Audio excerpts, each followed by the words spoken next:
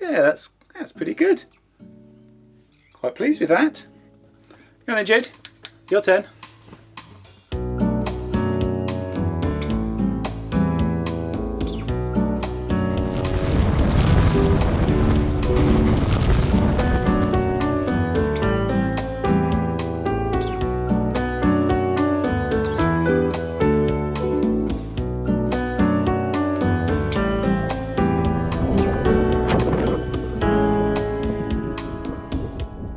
Hello and welcome to the Marmanor, our temporary home during lockdown. Things are improving in Spain. This week some factory workers and builders were allowed back to work, even here I think. Yeah, the yard behind us, there's a little marina there. They were putting a boat in the water this morning, so obviously the marinas are coming back to life a bit, so that's really good news. Worldwide, of course, everyone is still staying at home, so even here I think it's early days. We're planning to be here still until at least the end of the month. So this is our last week. I hope you enjoy the film. Coming up, exercise in lockdown, a chance to run on dry land. Steve uses wine to make water. Isn't that the wrong way round? And the haircut. To all hairdressers out there, your jobs are safe. The first sign for us that life is improving in Spain is this: laying nets at dawn and bringing them in at night. The fishing industry is back in business, and Steve can't resist exploring. So there are some signs of life returning to the Marmanor. There are quite a few fishermen out this morning. You can see they've put quite a long net in here, pretty much around it. It's some sort of gill net. Have a little look down here. Very fine net, and it goes on for about a quarter of a mile all the way down there. So you have to watch out for this when you're sailing around here. They do mark the ends. You can see here the two flags, but you could be forgiven for thinking they were just lobster pots, and they're not. You'll see sort of a couple of them, and then a couple of them a quarter of a mile away, and there's a net between, so you don't really want to be going down there. You might not even see the floats. If you come around here, you'll see underwater, and that's about a metre underwater, so you've got no chance of seeing those ones. So yeah, you've got to be really careful. If you find little sets of these flags, then don't go between them, because there's liable to be a net and it might be just submerged. This is one of the few days we've had without wind and rain, so for the first time in a while we decided to leave Fair Isle and get some exercise.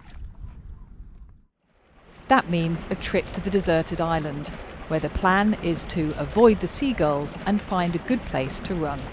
This is the island whereby there are two nesting areas each side, but there is a path going through the middle, and in the path there are some rocks with little white markings, so it looks like they have been what something. It's for.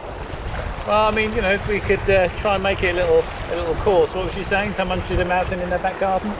Yeah, they ran a marathon just going up and down the back garden, 26 miles. I think you probably have to go quite a few times to get around this island. Well, you used to do 5k, didn't you? Your 5k run. How many times backwards and forwards would you have to go for you to do 5k? I don't know, I'll measure it. You got your Fitbit on? Yeah. Yeah.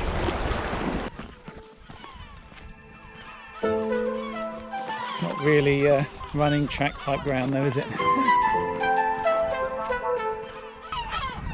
The gulls are out, keeping an eye. I've got my hat on though in case they want to poop on us. Been there before. Wanna move my feet. Wanna jump on one. Wanna move my feet. Wanna jump on one. Wanna move my feet. Wanna jump on one. Wanna move my feet. Wanna jump on one.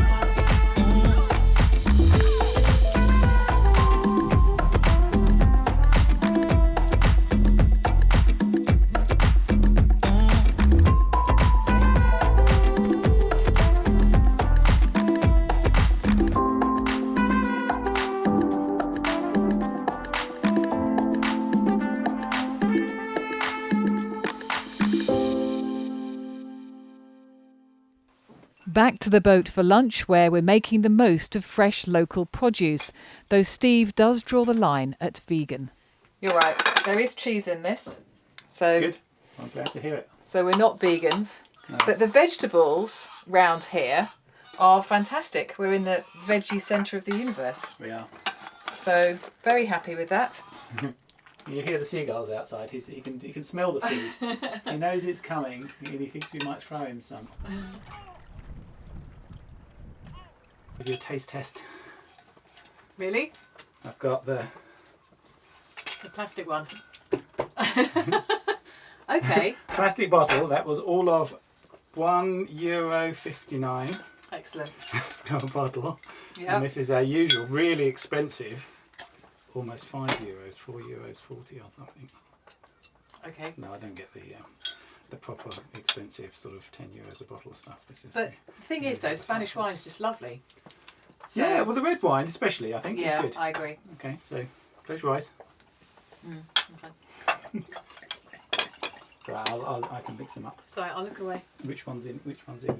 I'll look away, it's fine. Okay, try that one first. Okay. I'll try this one.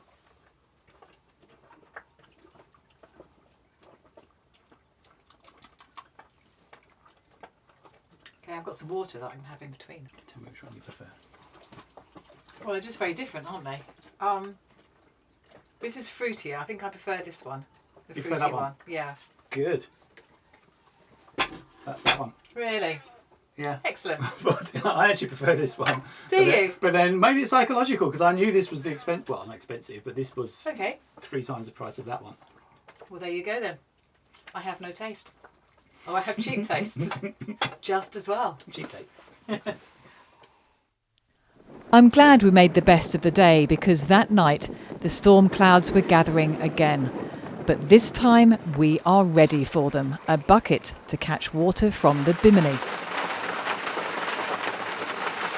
Our inspiration came from Susie Goodall, the brilliant single-handed sailor who took part in the Round the World Golden Globe race 2 years ago. We spoke to her at the London Boat Show before she left about how she was preparing her boat. Her ideas included an intriguing way to catch water. Obviously, you've done a lot of work on this boat. What are the main things that you think are important?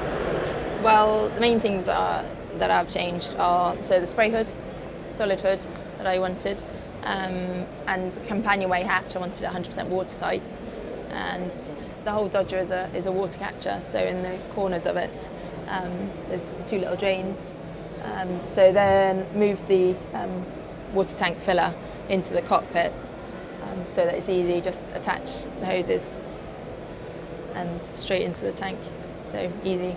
It's all got to be rainwater catching, so I thought it's easier than having a load of buckets, and it's not the easiest thing to catch it off the sails. So quite happy with this setup. Susie and the other 17 skippers in the Golden Globe race were all sailing single-handed. That meant surviving isolation for 9 to 10 months, sailing round the Cape of Good Hope, through the Southern Ocean to Cape Llewellyn, across to Cape Horn and back. I thought at the time the mental and emotional challenges would be significant, and they had all given it some thought. Spending time alone. That's what I'm looking forward to. Are you worried about that? Because there's the other side to that, isn't there? No. I'm like looking forward to being alone. I'm going to enjoy it. I like it. Will you miss anything? Nothing. Seriously. Sailing alone, going across the channel 8-10 times a year was quite known for me. So being on my own, sailing on my own is not a fear for me. I'm really happy with that. But there's no missing home, no missing certain specific time like Christmas or stuff like that, because they're with me and I know that I will be back. I reckon they're worried about it. We're human. We're not meant to be on our own for 9 months. We're sociable people, sociable animals. So, yeah. In the normal life, you eat a salad, for example. It seems normal to eat a salad, but when you come back after 8 months at sea without any salad, I can tell you that a salad is very good. It puts our isolation on Fair Isle into perspective, and our immediate challenge of getting water. Not quite up to Susie's standards, but it works sort of. Until that night when the wind came up and it fell apart. But all was not lost. Well, does it work then? Yeah, we've got quite a bit. I'll just put the last of this. Excellent. Oh, careful. Yeah, okay. These bits in. Oh, But I've already got a couple of buckets full. I've filled up the shower. Yeah. So that'll warm up and I can do my hair out here and have my hair cut. Excellent.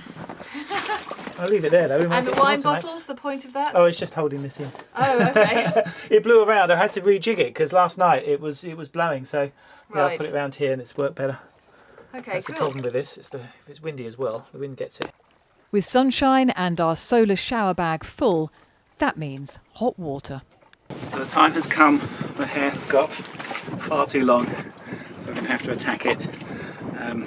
Judy's going to have a bit of a go. I'm going to have a bit of a go. Judy hasn't got a very good track record at this. She's only ever done it once with the oldest daughter, Emily, and I think she was 4 years old, and I think the picture has been destroyed. That's about how bad that was.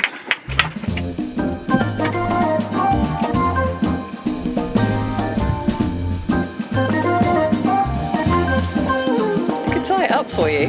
I could probably plait it. I'm not having a ponytail. Oh my god. Didn't even have a ponytail when I was young and trendy like that now. You were never trendy, Steve. That's very true.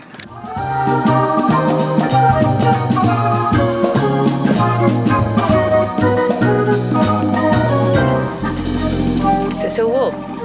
It's boiling. It really works. Excellent. Great. Shower bag. Our days without cooking gas had got us thinking, and this is one of the solutions we came up with. There is plenty of driftwood on the island, perfect for a barbecue. We even found some chairs. So the fire's going. Judy's getting the veggies on. I am. This is a special recipe. Potatoes and sweet potatoes. Yeah. It'll work, trust me. And then you roll it up. And the trick is to make sure it is completely sealed. That's got to be completely sealed. And then you cook it in your choice of wine or beer. We've got beer. I think it tastes better with beer. That's my. Yeah. Oh, we better not use a good preference. beer. Oh, you can have that beer. Okay. Would you mind? Yeah. If I hold it, I can put it in. and we know if it's Just sealed pour it from the properly. bottom. Yeah, just pour it. Let's see if it's coming out the bottom. It seems alright. Want all of it? No, leave me a bit. I'll drink the rest. And then it's back to Fair Isle and another night on the water. So when the sun is shining on a day like this, I feel pretty lucky. Yeah, we're getting quite a few days now that are a bit more like summer. We haven't been for a swim yet. It's a little bit chilly in there. I think we're being a bit wimpy. But maybe before we go, the 26th is the next date. Although we have been told that might be extended till the 10th now. But that, if it's extended, might be with lesser restrictions, in which case we might be able to go out and walk around some of the nice areas and show you around a little bit here. So thank you very much for watching. I know you're probably at home, so we have got a captive audience. But do keep watching, do comment as well. It's really great to help everyone feel connected, I think. And do subscribe. And ring that little bell. Thanks for watching.